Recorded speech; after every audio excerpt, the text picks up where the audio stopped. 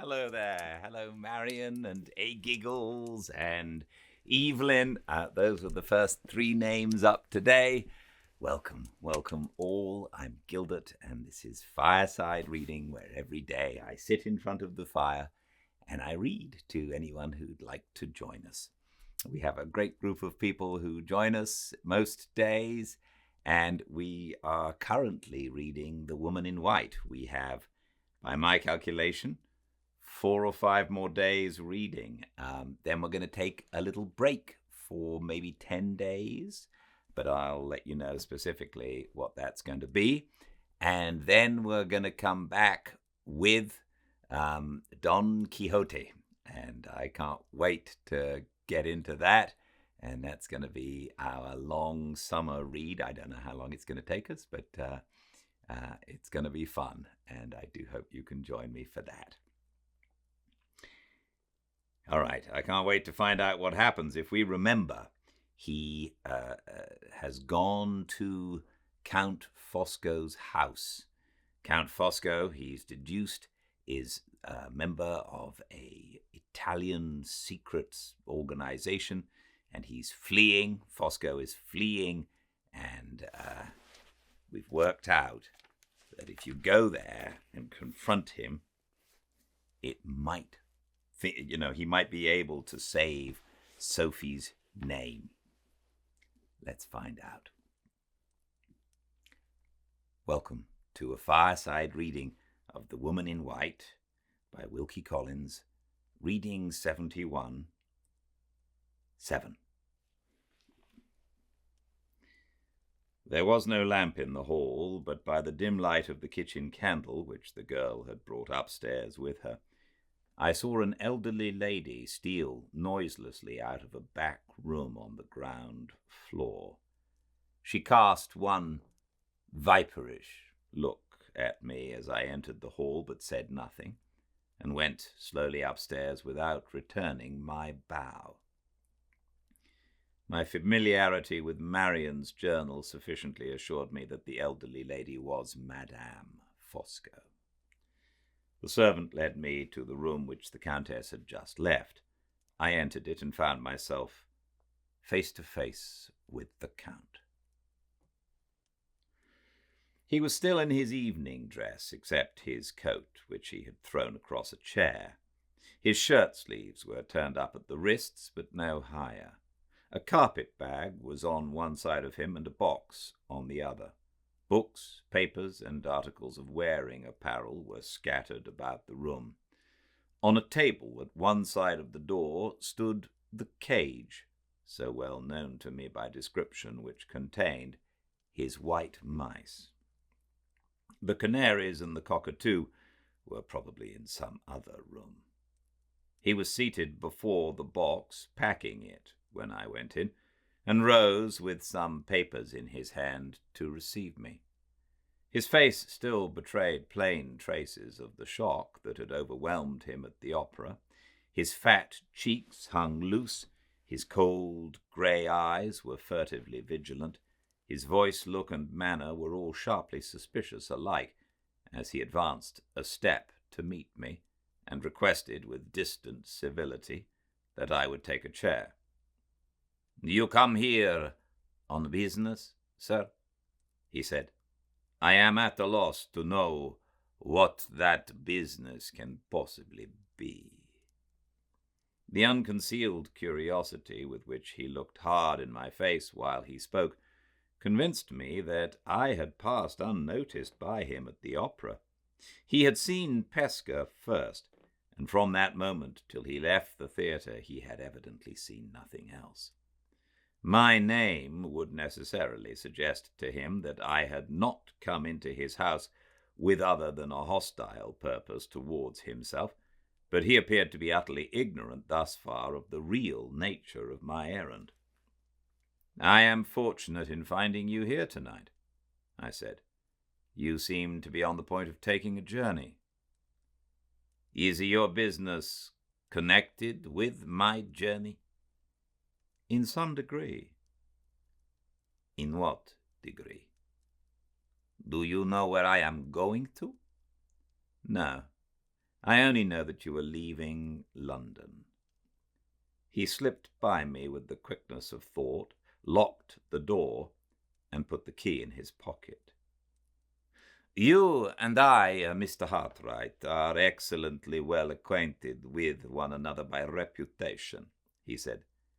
"Did it by any chance occur to you when you came to this house that I was not the sort of man you could trifle with?" "It did occur to me," I replied, "and I have not come to trifle with you. I am here on a matter of life and death, and if that door which you have locked was open at this moment, nothing you could say or do would induce me to pass through it." I walked farther into the room and stood opposite to him on the rug before the fireplace. He drew a chair in front of the door and sat down on it, with his left arm resting on the table.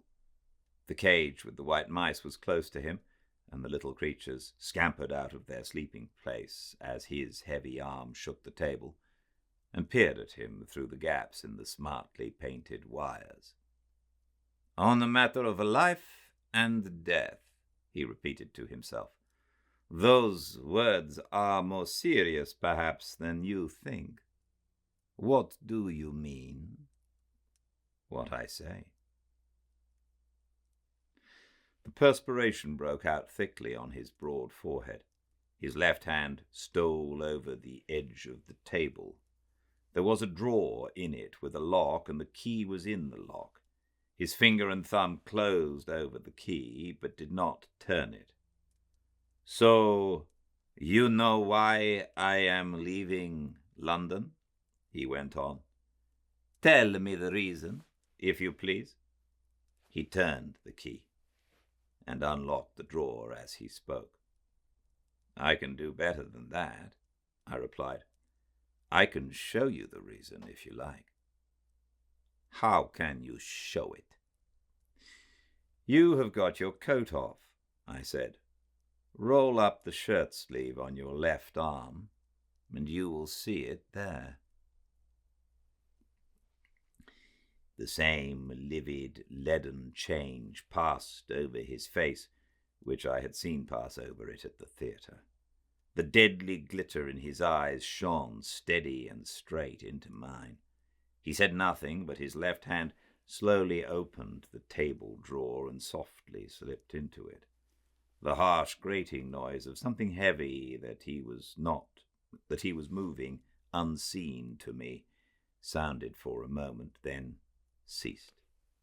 The silence that followed was so intense that the faint ticking nibble of the white mice at their wires was distinctly audible where I stood.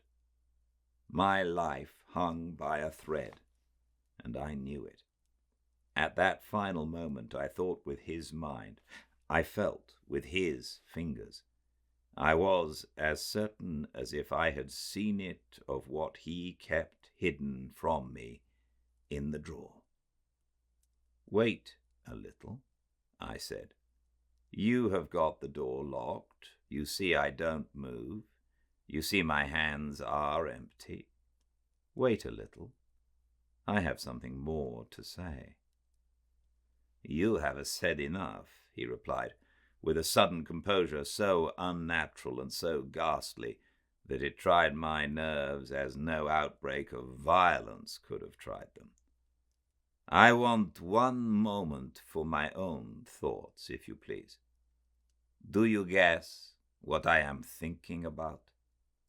"Perhaps I do." "I am thinking," he remarked quietly, "whether I shall add to the disorder in this room by scattering your brains about the fireplace." If I had moved at that moment, I saw in his face that he would have done it.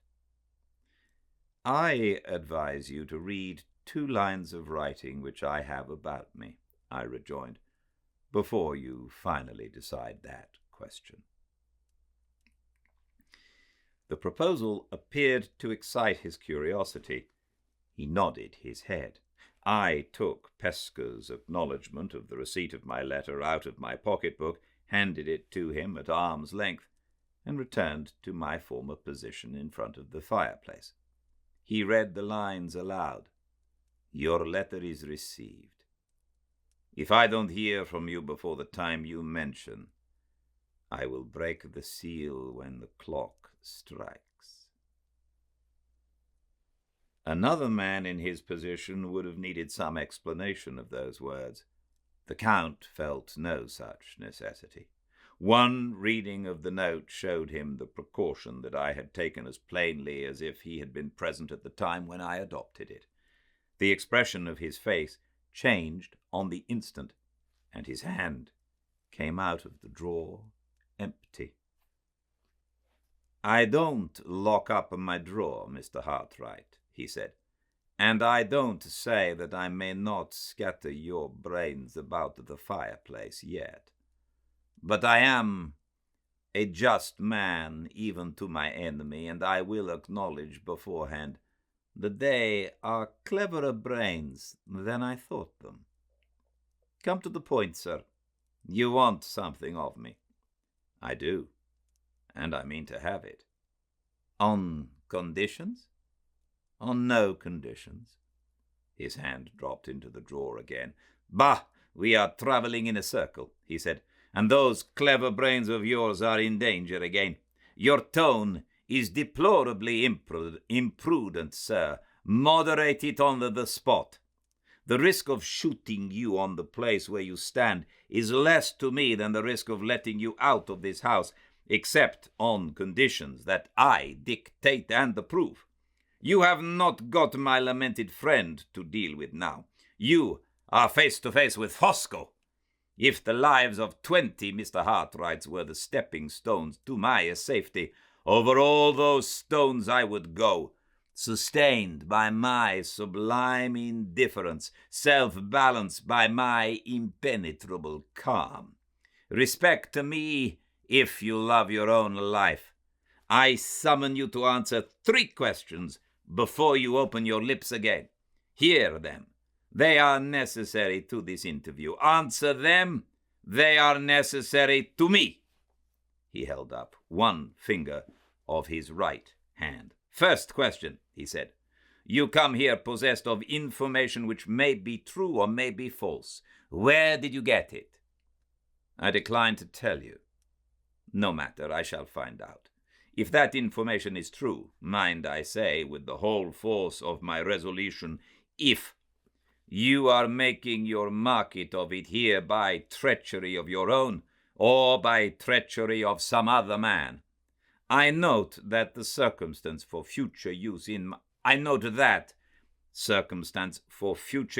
my memory, which forgets nothing, and proceed."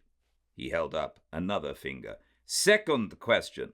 Those lines you invited me to read are without a signature. Who wrote them?" "A man whom I have every reason to depend on, and whom you have every reason to fear." My answer reached him to some purpose. His left hand trembled audibly in the drawer. "How long do you give me?" he asked, putting his third question in a quieter tone. "Before the clock strikes and the seal is broken." "Time enough for you to come to my terms," I replied. "Give me a plainer answer, Mr. Hartright. What hour is the clock to strike?" 9 tomorrow morning." 9 tomorrow morning? Yes, your trap is laid for me before I can get my passport regulated and leave London. It is not earlier, I suppose?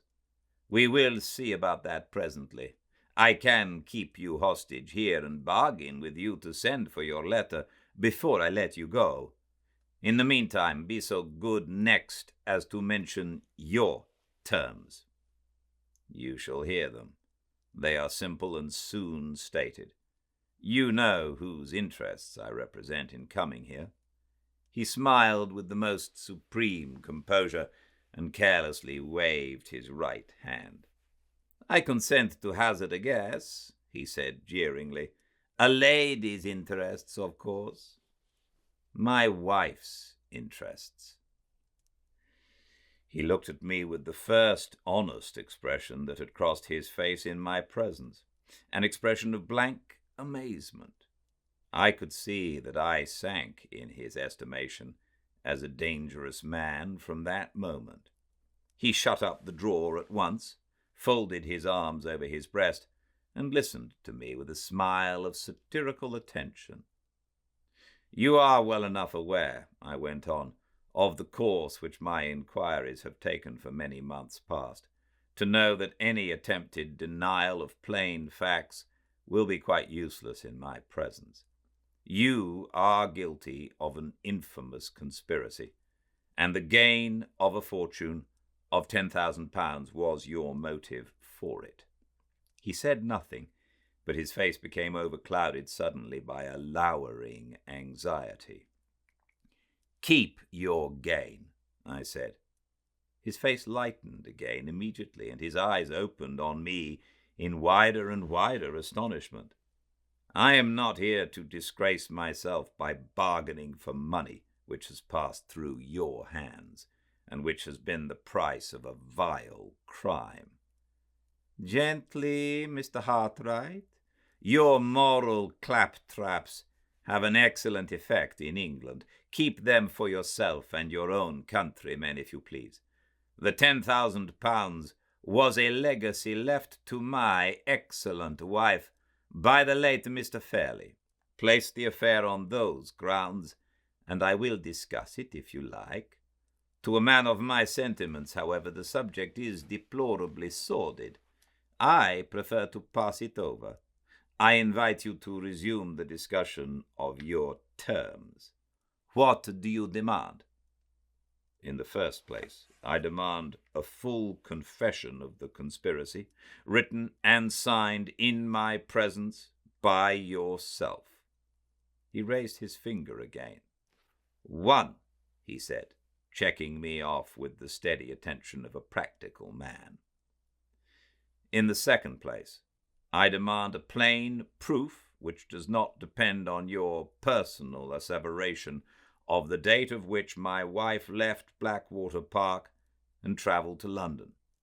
So, you can lay your finger, I see, on the weak place, he remarked composedly. Any more? At present, no more. Good.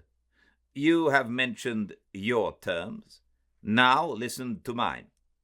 The responsibility to myself of admitting what you are pleased to call the conspiracy is less, perhaps, upon the whole, than the responsibility of laying you dead on that hearthrug.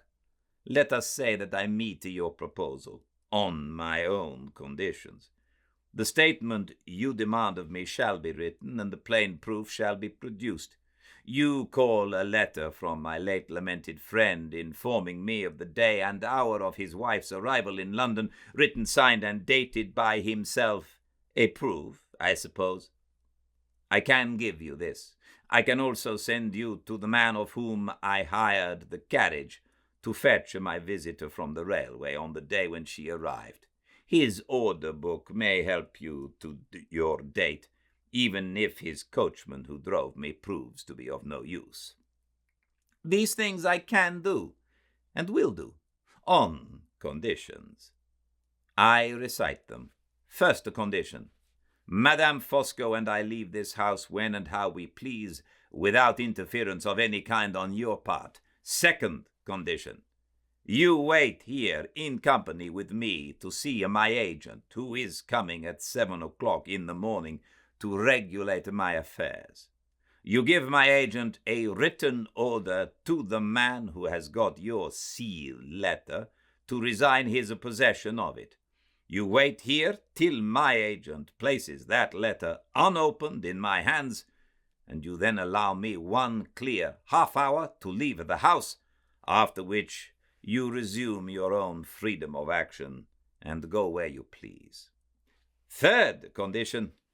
You give me the satisfaction of a gentleman for your intrusion into my private affairs, and for the language you have allowed yourself to use to me at this conference. The time and place, abroad, to be fixed in a letter from my hand when I am safe on the continent, and that letter to contain a strip of paper measuring accurately the length of my sword. Those are my terms. Inform me if you accept them, yes or no." The extraordinary mixture of prompt decision, far-sighted cunning, and mountebank bravado in this speech staggered me for a moment, and only for a moment. The one question to consider was whether I was justified or not in possessing myself of the means of establishing Laura's identity at the cost of allowing the scoundrel who had robbed her of it to escape me with impunity. I knew that the motive of securing the just recognition of my wife in the birthplace from which she had been driven out as an impostor, and of publicly erasing that lie that still profaned her mother's tombstone, was far purer in its freedom from all taint of evil passion than the vindictive motive which had mingled itself with my purpose from the first. And yet I cannot honestly say that my own moral convictions were strong enough to decide the struggle in me by themselves. They were helped by my remembrance of Sir Percival's death. How awfully, at the last moment, had the working of the retribution there been snatched from my feeble hands. What right had I to decide, in my poor mortal ignorance of the future, that this man too must escape with impunity because he escaped me? I thought of these things, perhaps with the superstition inherent in my nature, perhaps with a sense worthier of me than superstition. It was hard, when I had fastened my hold on him at last, to loosen it again of my own accord, but I forced myself to make the sacrifice. In plainer words, I determined to be guided by the one higher motive of which I was certain, the motive of serving the cause of Laura and the cause of truth. "I accept your conditions," I said, "with one reservation on my part." "What reservation may that be?" he asked. "It refers to the sealed letter," I answered. "I require you to destroy it unopened in my presence as soon as it is placed in your hands." My object in making this stipulation was simply to prevent him from carrying away written evidence of the nature of my communication with Pesca. The fact of my communication he would necessarily discover when I gave the address to his agent in the morning, but he could make no use of it on his own unsupported testimony, even if he really ventured to try the experiment, which need excite in me the slightest apprehension on Pesca's account. "I grant your reservation," he replied, after considering the question gravely for a minute or two. "It is not worth dispute. The letter shall be destroyed when it comes into my hands." He rose as he spoke. From the chair in which he had been sitting opposite to me up to this time, with one effort he appeared to free his mind from the whole pressure on it of the interview between us thus far. "Oof!" he cried, stretching his arms luxuriously. "The skirmish was hot while it lasted. Take a seat, Mr. Hartright. We meet as mortal enemies hereafter. Let us, like gallant gentlemen, exchange polite attentions in the meantime. Permit me to take the liberty of calling for my wife." He unlocked and opened the door. "Eleanor," he called out in his deep voice. The lady of the viperish face came in.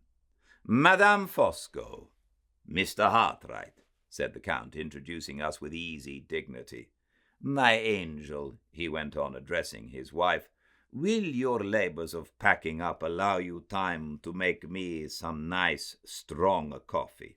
I have writing business to transact with Mr. Hartright, and I require the full possession of my intelligence to do justice to myself." Madame Fosco bowed her head twice, once sternly to me, once submissively to her husband, and glided out of the room. The Count walked to a writing table near the window, opened his desk, and took from it several quires of paper and a bundle of quill pens. He scattered the pens about the table so that they might lie ready in all directions to be taken up when wanted, and then cut the paper into a heap of narrow slips, of the form used by professional writers for the press. "I shall make this a remarkable document," he said, looking at me over his shoulder. "Habits of literary composition are perfectly familiar to me.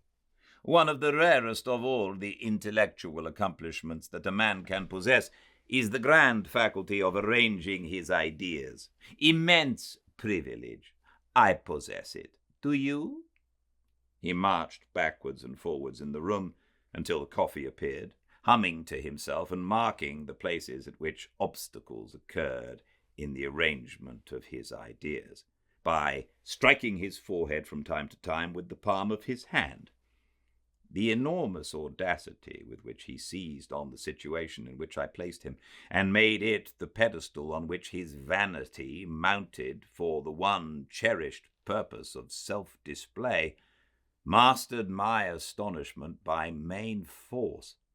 Sincerely as I loathed the man, the prodigious strength of his character, even in its most trivial aspects, impressed me in spite of myself. The coffee was brought in by Madame Fosco. He kissed her hand in grateful acknowledgment, and escorted her to the door, returned, poured out a cup of coffee for himself, and took it to the writing table. "May I offer you some coffee, Mr. Cartwright?" he said before he sat down. I declined. "What, do you think I shall poison you?" he said gaily. "The English intellect is sound, so far as it goes," he continued, seating himself at the table.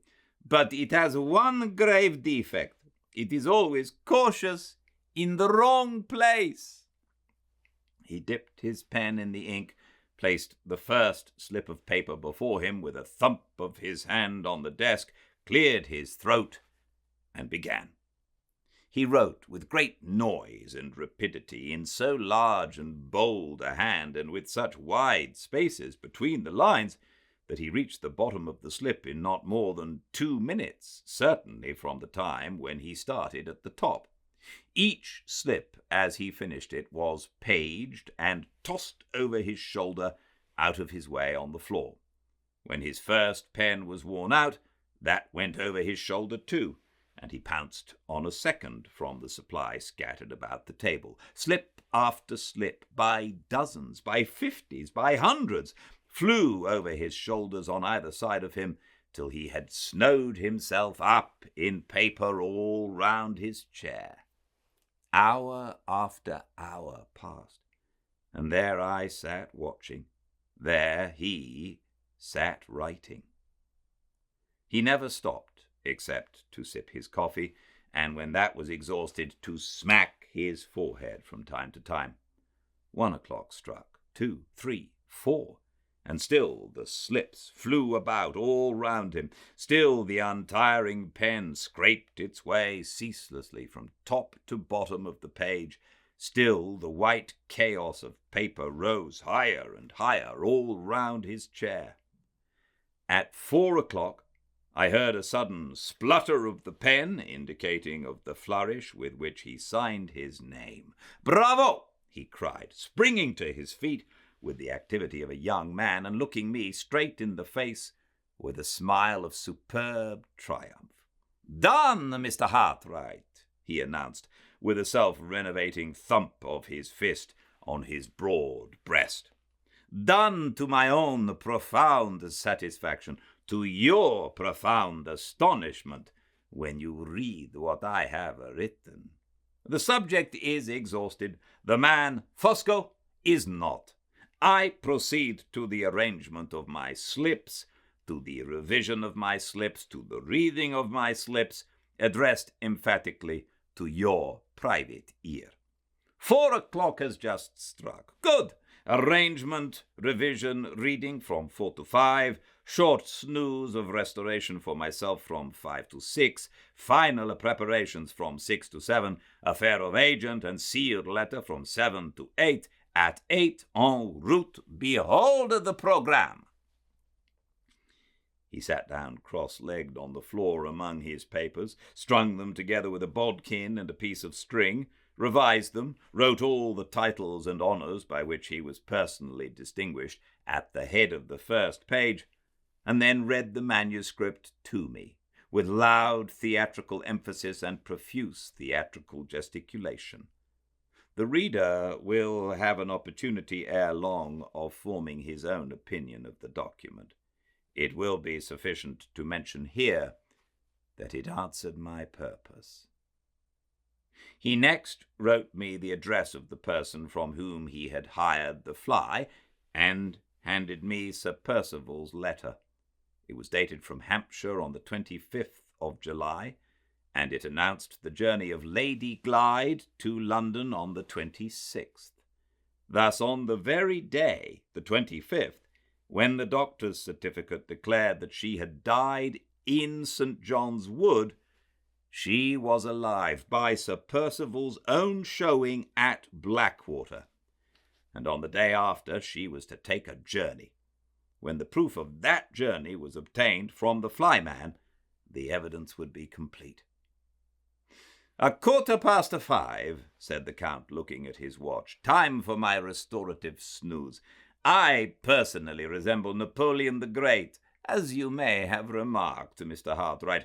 I also resemble that immortal man in my power of commanding sleep at will. Excuse me, one moment. I will summon Madame Fosco to keep you from feeling dull. Knowing as well as he did that he was summoning Madame Fosco to ensure my not leaving the house while he was asleep, I made no reply and occupied myself in tying up the papers which he had placed in my possession. The lady came in, cool, pale, and venomous as ever. "Amuse, Mr. Hartright, my angel," said the Count. He placed a chair for her, kissed her hand for the second time, withdrew to a sofa, and in 3 minutes was as peacefully and happily asleep as the most virtuous man in existence. Madame Fosco took a book from the table, sat down, and looked at me, with the steady, vindictive malice of a woman who never forgot and never forgave. "I have been listening to your conversation with my husband," she said. "If I had been in his place, I would have laid you dead on the hearth-rug." With those words, she opened her book and never looked at me or spoke to me from that time till the time when her husband woke. He opened his eyes and rose from the sofa accurately 2 hours from the time when he had gone to sleep. "I feel infinitely refreshed," he remarked. "Eleanor, my good wife, are you already upstairs? That is well. My little packing here can be completed in 10 minutes, my travelling dress assumed in 10 minutes more. What remains before the agent comes?" He looked about the room and noticed the cage with his white mice in it. "Ha!" he cried piteously. "A last laceration of my sympathies still remains. My innocent pets, my little cherished children. What am I to do with them? For the present we are settled nowhere. For the present we travel incessantly. The less baggage we carry, the better for ourselves. My cockatoo, my canaries, and my little white mice. Who will cherish them when their good papa is gone?" He walked about the room deep in thought. He had not been at all troubled about writing his confession, but he was visibly perplexed and distressed about the far more important question of the disposal of his pets. After long consideration, he suddenly sat down again at the writing-table. "An idea!" he exclaimed. I will offer my canaries and my cockatoo to this vast metropolis. My agent shall present them in my name to the zoological gardens of London. The document that describes them shall be drawn out on the spot." He began to write, repeating the words as they flowed from his pen. "Number 1, cockatoo of transcendent plumage, attraction of himself to all visitors of taste. Number 2, canaries of unrivaled vivacity and intelligence, worthy of the Garden of Eden, worthy also of the garden in the Regent's Park. Homage to British zoology, offered by Fosco." The pen spluttered again, and the flourish was attached to his signature. "Count, you have not included the mice," said Madame Fosco. He left the table, took her hand, and placed it on his heart. "All human resolution, Eleanor," he said solemnly, "has its limits. My limits are inscribed on that document. I cannot part with my white mice. Bear with me, my angel, and remove them to their travelling cage upstairs." "Admirable tenderness," said Madame Fosco, admiring her husband, with a last viperish look in my direction. She took up the cage carefully and left the room. The Count looked at his watch. In spite of his resolute assumption of composure, he was getting anxious for the agent's arrival. The candles had long since been extinguished, and the sunlight of the new morning poured into the room. It was not till 5 minutes past 7 that the gate bell rang, and the agent made his appearance. He was a foreigner with a dark beard. "Mr. Hartright, Monsieur Rubel," said the Count, introducing us. He took the agent, a foreign spy in every line of his face, if ever there was one yet, into a corner of the room, whispered some directions to him, and then left us together. Monsieur Rubel, as soon as we were alone, suggested with great politeness that I should favor him with his instructions. I wrote 2 lines to Pesca, authorizing him to deliver my sealed letter to the bearer, directed the note, and handed it to Monsieur Rubel. The agent waited with me till his employer returned, equipped in travelling costume. The Count examined the address of my letter before he dismissed the agent. "I thought so," he said, turning on me with a dark look, and altering again in his manner from that moment. He completed his packing and then sat consulting a travelling map, making entries in his pocket-book, and looking every now and then impatiently at his watch. Not another word addressed to myself passed his lips. The near approach of the hour for his departure, and the proof he had seen of the communication established between Pesca and myself, had plainly recalled his whole attention to the measures that were necessary for securing his escape. A little before 8 o'clock, Monsieur Rubel came back with an unopened letter in his hand. The Count looked carefully at the superscription and the seal, lit a candle, and burnt the letter. "I perform my promise," he said, "but this matter, Mr. Hartright, shall not end here." The agent had kept at the door the cab in which he had returned. He and the maidservant now busied themselves in removing the luggage. Madame Fosco came downstairs, thickly veiled, with the travelling cage of the white mice in her hand. She neither spoke to me nor looked towards me. Her husband escorted her to the cab. "Follow me as far as the passage," he whispered in my ear. "I may want to speak to you at the last moment." I went out to the door, the agent standing below me in the front garden. The Count came back alone and drew me a few steps inside the passage. "Remember the 3rd condition," he whispered. "You shall hear from me, Mr. Hartright.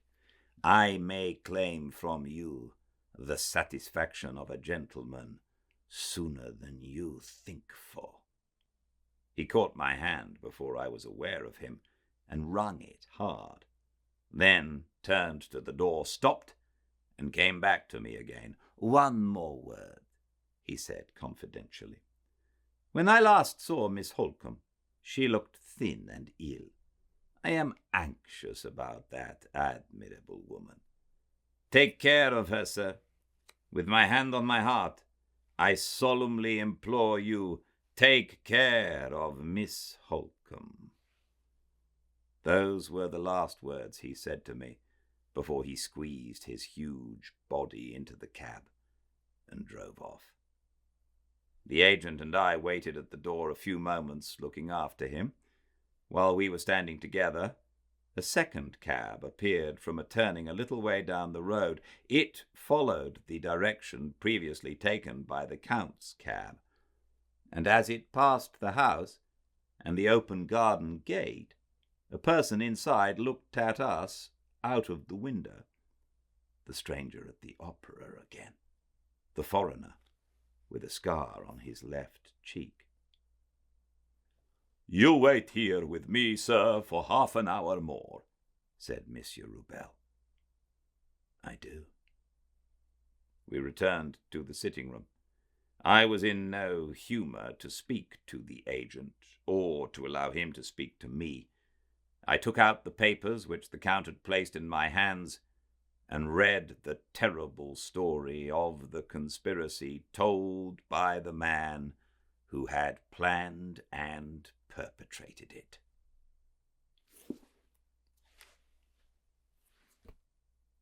And tomorrow we will hear that terrible story. Thank you all so much for joining me. I hope you're enjoying this book. I really am.